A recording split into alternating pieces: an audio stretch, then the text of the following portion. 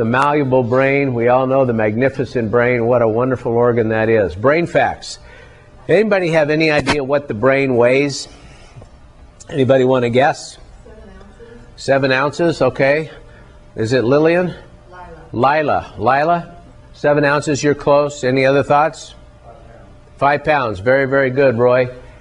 3 to 4 pounds. Isn't that amazing? This little organ in our cranial cavity only weighs 3 to 4 ounces. But guess how much oxygen it consumes in our body? Any thoughts? Lila? Very good. Between 20 and 25%. This 3-pound organ, so to speak, uses 20 to 25% of the oxygen in our body and the glycogen. That is an amazing to me statistic. Does anybody want to guess or venture to guess in terms of, Barbara said, hydrate. That's why. The brain is 80% water.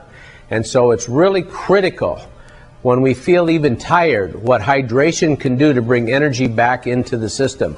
So I say to all of you, consider hydration, as Barbara said, is key. Anybody want to guess? The brain is made up of neurons. And you know, in the old days, we used to think that we all had a certain amount of neurons. And after that, that's what we were born with. And as they died off, we didn't get any more. Is anybody prescribed to that philosophy?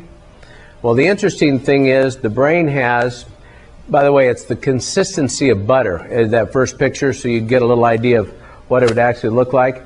We have 100 billion neurons with 10,000 trillion connections and growing at 1 million a second. So we're never going to run out of brain power. Does it make sense? This is an interesting statistic.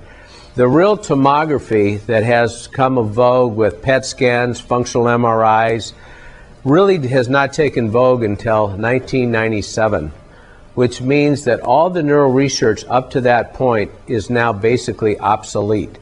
In 15 short years, 95 to 98% of what neuroscience knew about the brain is obsolete. That to me is really exciting with all the things that have come about.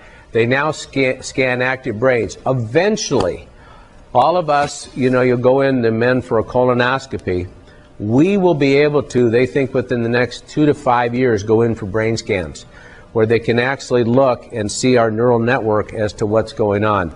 So the good news is daily we come up with new and unique balances for our brain. The brain is very malleable. What I mean by that is plasticity. Neuroscience never knew that the brain could actually rewire itself. And we have some phenomenal examples right within this community of how the brain can rewire itself. So the good news is, through the acts of motion and some of the other things that Barb touched on, we can actually rewire our brain.